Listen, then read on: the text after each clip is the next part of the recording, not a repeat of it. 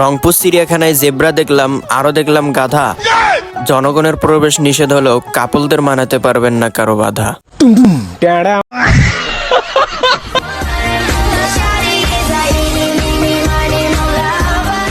আসসালামু আলাইকুম, আমি মেহেদি হাসান মিরাজ। টাইটেল এবং থাম্বনেল থেকে বুঝেই গেছেন আজকে আমাদের গন্তব্য কোথায়। তো ভ্যানে উঠেছি দেখে মনে করেন না আবার ভ্যানে চলে যাচ্ছি। আমরা বাসের জন্য ওয়েট করতেছিলাম এবং কিছু সময় পর আমাদের বাস চলে আসে এবং আমরা বাসে উঠে পড়ি। আজকে মূলত আকাশটা মেঘলা ছিল আর ঝিরি ঝিরি বৃষ্টি পড়তেছিল, যার কারণে বাসের ভিতর আলাদা একটা ফিলিংস পাচ্ছিলাম। তবে বাস থেকে নামার পর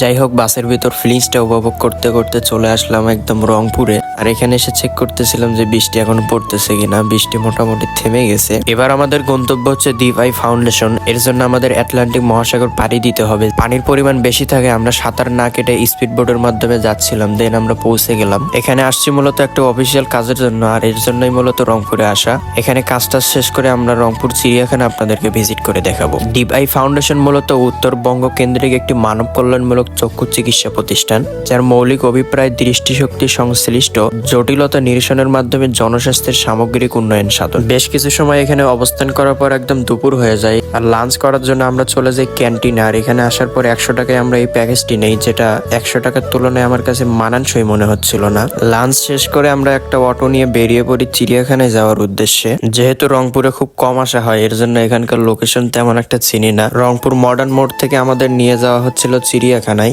এখানে আমাদের চোখে পড়ে শাপলা চত্বরের। তো এই শাপলা চত্বর মূলত রংপুরের একটি পরিচিত এবং ব্যস্ততম মোড়, যা নগরীর যোগাযোগ, ব্যবসা বাণিজ্য এবং দৈনন্দিন জনজীবনের অন্যতম কেন্দ্রবিন্দু হিসেবে পরিচিত।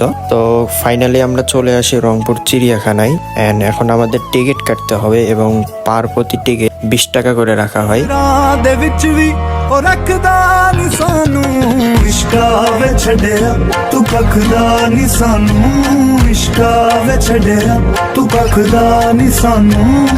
চিড়িয়াখানার ভিতরে প্রবেশ করার পর এরকম বেশ কয়েকটি ছোট ছোট ঘর দেখতে পারবেন, যেগুলোকে পাখির খাঁচা হিসেবে ব্যবহার করা হয়। আমরা জানি ময়না পাখি মানুষের মতো কথা বলতে পারে, এই জন্য আমি পাখিটার সাথে কথা বলার চেষ্টা করতেছিলাম। তো যাই হোক, এখানে শুধু ময়না পাখি না, এরকম দেশি বিদেশি নানা প্রজাতির পাখি এবং নানা প্রজাতির প্রাণীও রয়েছে। যেমন আমার দেখা হয়ে যায় বানরের সাথে, ওর সাথে একটু দুষ্টামি করতেছিলাম।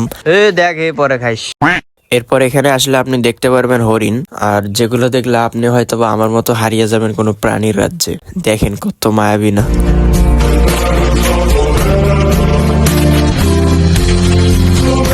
এরপর আমাদের দেখা হয়ে যায় বাংলাদেশের জাতীয় পশু রয়্যাল বেঙ্গল টাইগারের সাথে। মানে রাজা মানুষ তো ভাবসাব নিয়ে শুতে আছে। ভিডিও অনেক লং হয়ে যাচ্ছে। তো এছাড়াও আপনি এখানে অনেক পশু পাখি দেখতে পারবেন। এরপরে বিনোদনের স্থান হিসেবেও ইউজ করতে পারেন। আর এটা হচ্ছে ঔষধি এলাকা, যেখানে আমাদের মতো জনসাধারণের প্রবেশ নিষেধ, তবে কাপলদের জন্য না।